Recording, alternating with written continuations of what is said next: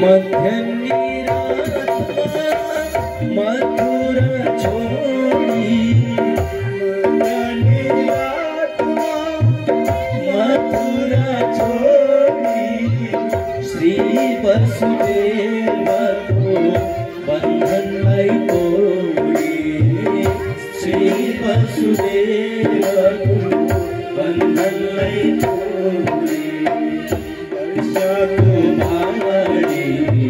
चरणले मारी वर्षको मारी चरणले मारी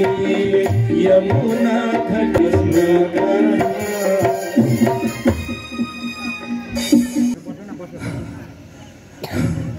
ते भाई हो म यो कहाँ आइपुगे भाइ यो कहाँ हो हजुर यो त द्वारिकाधीश प्रभुको द्वार हो हजुर कहाँबाट आउनुभयो म त यही द्वारिकाधीशको त्यो महलमा जानको लागि आएको एकछिन रुक्नु यतिकै कहाँ भित्र जान पाइन्छ र प्रभुको हामीलाई आदेश छ यहाँ कोही पनि भित्र प्रवेश गर्न पाइँदैन तिमीहरू चाहिँ यहाँका को हौ नि बाबु हामी द्वारिकाधीश प्रभुको हामी द्वारपाल हो हे द्वारपाल हो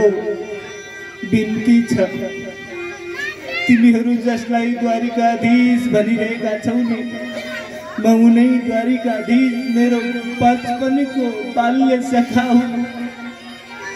मेरो परम मित्र हुन् मलाई एकपटक जान नदिए पनि एकपटक गएर कन्हैयालाई भनिदेऊ न हे द्वारपाल होइन सुदामापुरीदेखि सुदामाजी हजुरलाई भेट्न आउनु भएको छ भनेर खबर भन्नु सुदामा भन्नुस् कन्हैया मेरो त अन्तिम इच्छा पूरा भएको छ कन्हैया सुदामा आज पनि मेरा पनि यी प्रत्येक इन्द्रियहरू जुरुम जुरुम भएका छन् हजुरको दर्शनले वर्षौँपछिको यो मिलनले सुदामा होइन होइन सुदामा तल होइन सुदामा माथि बस्नु सुदामा कन्हैया यता बस्नु सुदामा फरक पर्दैन सुदामा हजुर त ब्राह्मण हुनुहुन्छ पूजनीय हुनुहुन्छ रुक्मिणी रुक्मिणी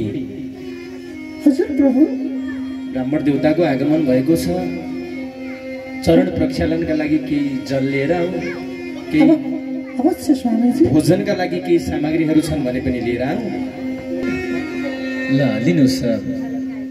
सुदामा टाढाबाट आउनु भएको छ पक्कै पनि भोक प्यासले हजुरलाई पक्कै पनि सताएको होला यो थोरै